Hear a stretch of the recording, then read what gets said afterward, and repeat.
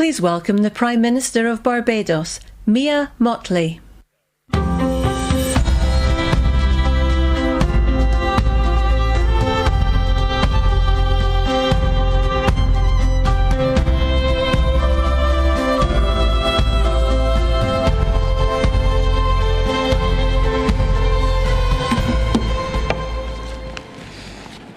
Your Royal Highness, Excellencies, distinguished guests, ladies and gentlemen, the pandemic has taught us that national solutions to global problems do not work.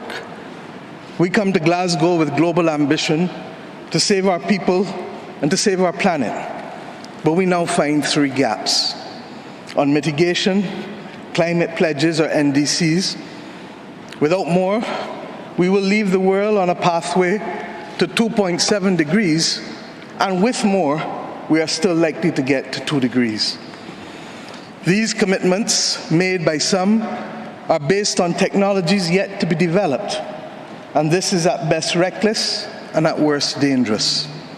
On finance, we are $20 billion short of the $100 billion, and this commitment, even then, might only be met in 2023.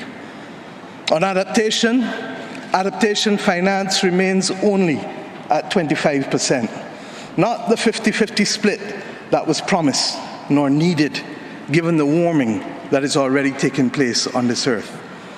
Climate finance to frontline small island developing states declined by 25% in 2019. Failure to provide the critical finance and that of loss and damage is measured, my friends, in lives and livelihoods in our communities. This is immoral and it is unjust. If Glasgow is to deliver on the promises of Paris, it must close these three gaps.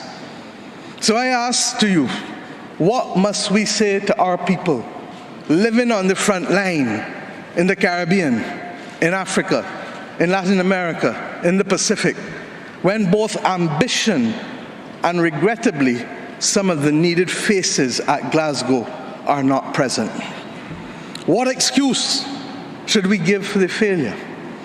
In the words of that Caribbean icon, Eddie Grant, will they mourn us on the front line? When will we, as world leaders across the world, address the pressing issues that are truly causing our people angst and worry, whether it is climate or whether it is vaccines? Simply put, when will leaders lead? Our people are watching, and our people are taking note. And are we really going to leave Scotland without the resolve and the ambition that is sorely needed to save lives and to save our planet? How many more voices and how many more pictures of people must we see on these screens without being able to move? Or are we so blinded and hardened that we can no longer appreciate the cries of humanity? I have been saying to Barbadians for many years that many hands make light work. Today, we need the correct mix of voices, ambition, and action.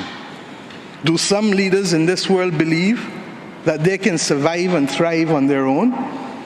Have they not learned from the pandemic?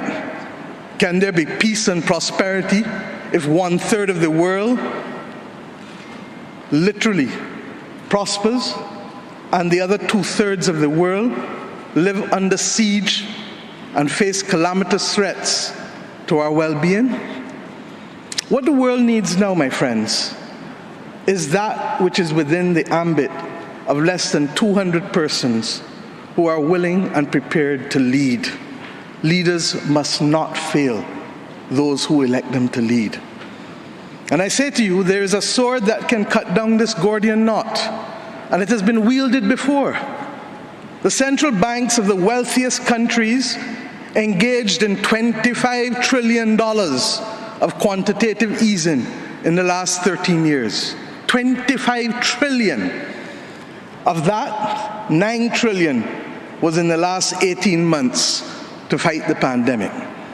Had we used that 25 trillion to purchase bonds, to finance the energy transition, or the transition of how we eat, or how we move ourselves in transport, we would now today be reaching that 1.5 degrees limit that is so vital to us. I say to you today in Glasgow that an annual increase in the SDRs of $500 billion a year for 20 years, put in a trust to finance the transition, is the real gap, Secretary General, that we need to close, not the $50 billion being proposed for adaptation. And if 500 billion sounds big to you, guess what? It is just 2% of the 25 trillion. This is the sword we need to wield. Our excitement 1 hour into this event is far less than it was 6 months ago leading up to this event. Can we, with those voices and these speeches from Sir David and others, find it within ourselves to get the resolve to bring Glasgow back on track? Or do we leave today believing that it was a failure before it starts? Our world, my friends, stands at a fork in the road. One no less significant than when the United Nations was formed in 1945. But then, the majority of our countries here did not exist. We exist now. The difference is we want to exist 100 years from now.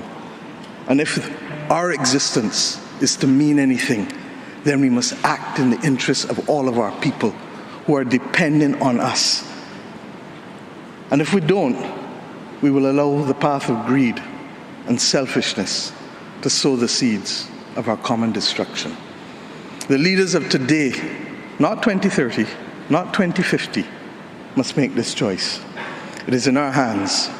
And our people and our planet need it more than ever.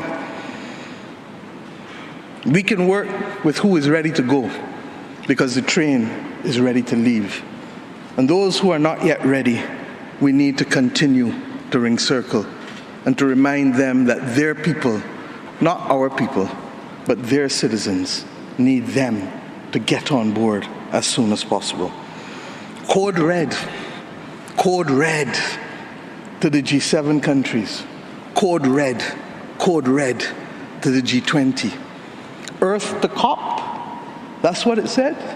Earth to COP.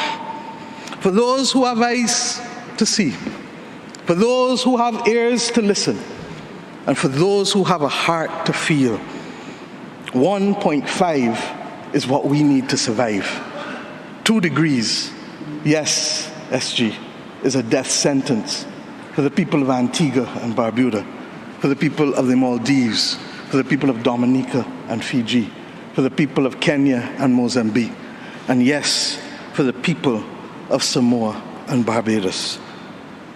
We do not want that dreaded death sentence.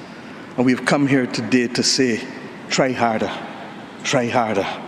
because our people, the climate army, the world, the planet, needs our actions now, not next year, not in the next decade. Thank you.